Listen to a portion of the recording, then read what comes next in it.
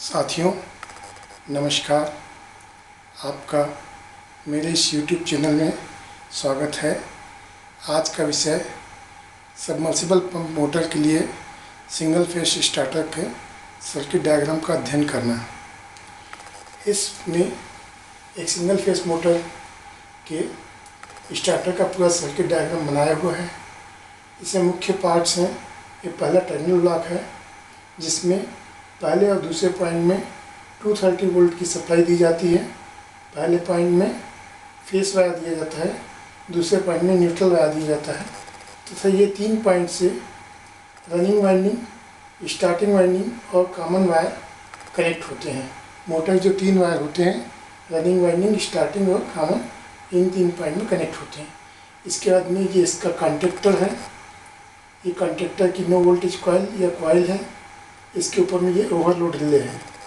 ये overload relay contactor के ऊपर फिक्स किया जाता है। तो कॉन्टेक्टर के इनकमिंग साइड के पॉइंट्स 4 पॉइंट इसके ओवरलोड के 4 पॉइंट के साथ में आपस में टाइट हो जाते हैं। इस ओवरलोड रिले में एक एनसी कॉन्टेक्ट होता है और एक नो कॉन्टेक्ट होता है। जब मोटर ओवरलोड होकर ट्रिप होती है तो एक एनसी कॉन्टेक्ट ओपन होकर मोटर को बंद करता है। तो यही एनसी कॉन्टेक्ट स्टॉप बटन का भी काम करता है तथा ये वाला कॉन्टेक्ट स्टार्ट बटन का काम करता है। यहाँ पे प्लास्टिक का नाव रहता है जिसको दबाने से स्टार्ट हो जाता है। यहाँ के प्लास्टिक के नाव को दबाने से स्टॉप हो जाता है। ये ओवरलोड रिले की सेटिंग का पॉइंट है। इससे वो अपना करंट को सेट करते हैं। हमारे मोटर अगर 8 एम्पीयर में चलता है तो इसको 8 एम्पीयर में सेटिंग करेंगे। ये सिंगल फेस 1 HP की मोटर के लिए है तो इसका करंट नॉर्मली 8 एम्पीयर रहता है। तो ओवरलोड होके इसके बाद में इसमें एक ये वोल्ट मीटर दिया हुआ है। वोल्ट मीटर के साथ में वोल्ट मीटर का स्विच है। इस स्विच को प्रेस करने से पता चलता है कि हमारा कितना वोल्टेज लाइन में आ रहा है। अगर वोल्टेज 230 वोल्ट नॉर्मल है तो हम मोटर को स्टार्ट करते हैं। अगर वोल्टेज कम रहता है तो हम उसको मोटर को स्टार्ट नहीं करते हैं। इसके अलावा ये एक एम्पीयर मीटर है जो कि 0 से 20 एम्पीयर के रेंज का है, जिसमें कि हमारी मोटर जब चलती है तो कितने करंट के ऊपर चल रही है वो हमको डिस्प्ले करते रहता है। और ओवरलोड रिले की जो सेटिंग रहती है, अगर उससे ज़्यादा करंट होता है तो मोटर ट्रिप हो जाती है। इसके अलावा ये ऑन इंडिकेटर है, ये स्टॉप बटन है, ये स्टार्ट बटन है। अब हम इसके पावर सर्किट के बारे में देखते हैं। पावर सर्किट में जो सप्लाई लाइन का फेस वायर है वो यहाँ पर कनेक्ट है। यहाँ से ये वायर इस रास्ते से आते हुए यहाँ से सीधा एम्पीयर मीटर के फर्स्ट पॉइंट में जाता है। एम्पीयर मीटर के सेकेंड पॉइंट से वायर निकल के फेस वायर ऐसे कॉन्टेक्टर के फर्स्ट पॉइंट में जाता है। ये थर्मल के फर्स्ट पॉइंट में जाता है। यहाँ से इंटरनली ये कॉन्टेक्टर के फर्स्ट पॉइंट में जाता है।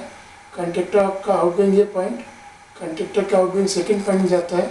यहाँ से रिटर्न इसके इनसाइड के फर्स्ट पॉइंट से होते हुए ओवरलोड के सेकेंड पॉइंट में आता है।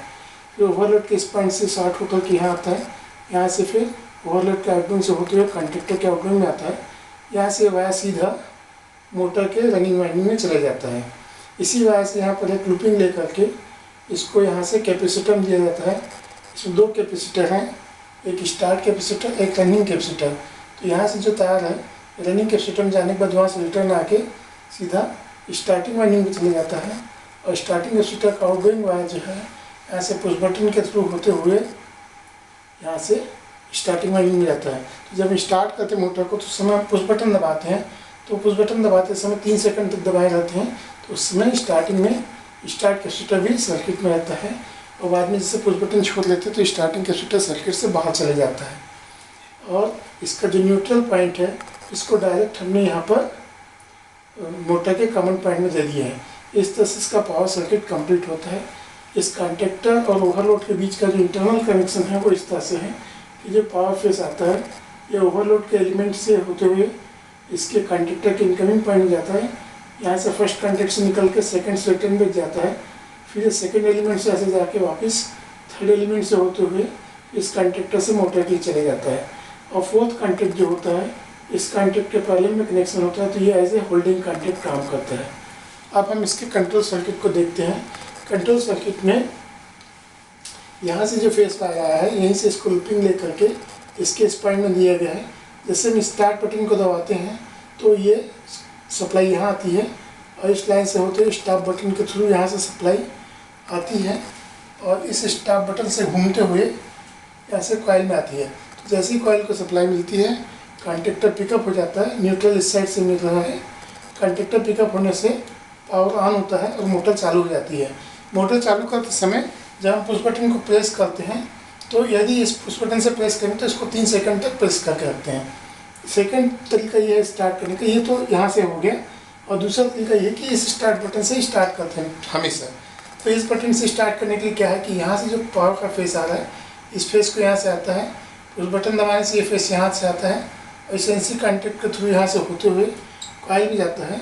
तो इससे ये कॉन्टैक्टर पिकअप होता है और पिकअप होने के बाद में ये होल्डिंग कॉन्टैक्ट के थ्रू सप्लाई यहाँ से आती है और इस एनसी कॉन्टैक्ट से होते हुए यहाँ से इस तरह से आती है और इस एनसी कॉन्टैक्ट के द्वारा यहाँ से आकर के इसकी कॉइल में जाती है।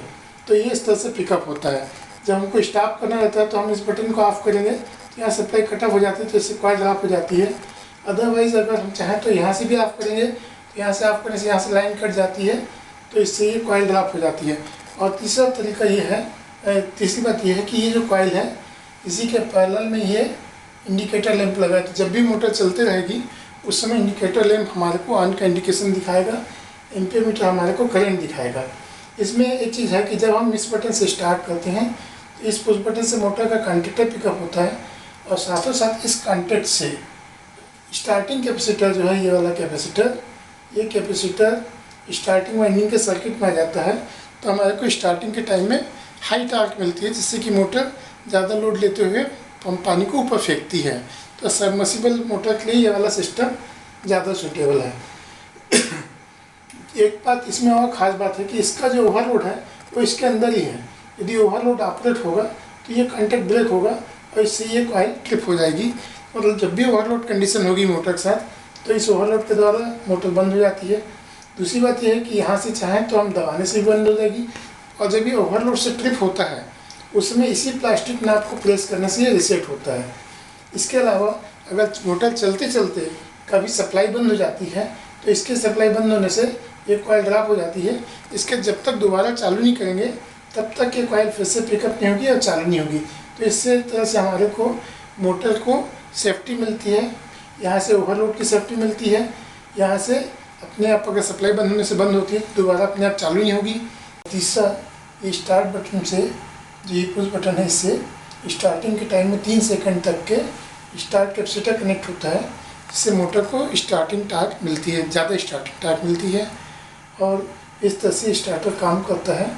यदि आपको ये सर्किट पसंद आया हो, ये वीडियो पसंद आया हो तो मेरे इस वीडियो को लाइक करिए और यदि आप मेरे चैनल में फर्स्ट टाइम आए हैं तो प्लीज़ मेरे चैनल को सब्सक्राइब करिए और बेल आइकन दबाना ना भूलिए।